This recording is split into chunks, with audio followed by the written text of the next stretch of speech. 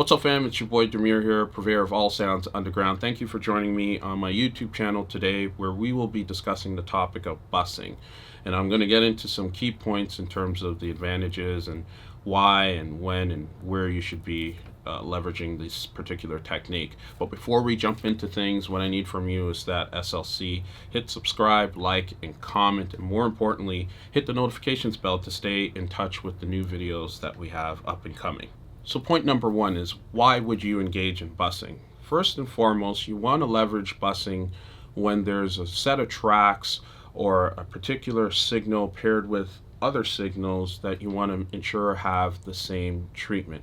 Whether it's with EQ, reverb, or compressor that you all want to have the same signals pass through, it's the perfect time to engage busing for this purpose. And quite frankly, it's much faster. So what types of tracks in your production would you leverage this technique?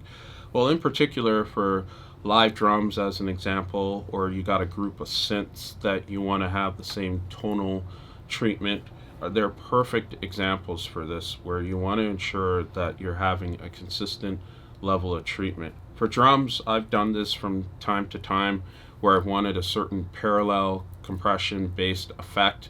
So that means I would have a mix of the live drum signal mixed with the compressor that I liked to use on all of the drums. And so I'd have this aux or bus channel that had the compressor on it that I would engage with certain parts of my drum instruments to make sure they all had the same parallel compression bass effect.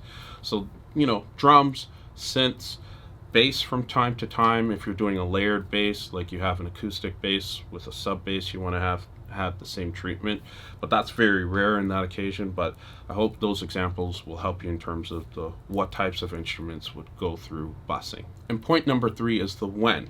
So a great example of this is for gain staging. When you've imported a set of tracks and you have a consistent set of stems that you need to group and arrange in a certain way, like you'd have your drums, your keys, you might have a bunch of vocals, you might want to push each of those segments to certain buses. And I'd say I often done this when I have a remix project going on or a mix down project that I'm taking on. It's very important to do this. It also helps you keep track of where things are, so okay, that's the bus for drums and here's the one for keys. And as a result, I know what I can do to make sure they each get a certain treatment when it comes to gain staging, because they're all recorded in a similar manner.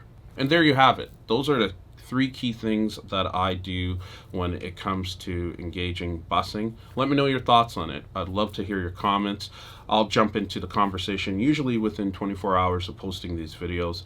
Much love and respect to you, and more importantly, hit the notifications bell so we can stay in touch. Peace.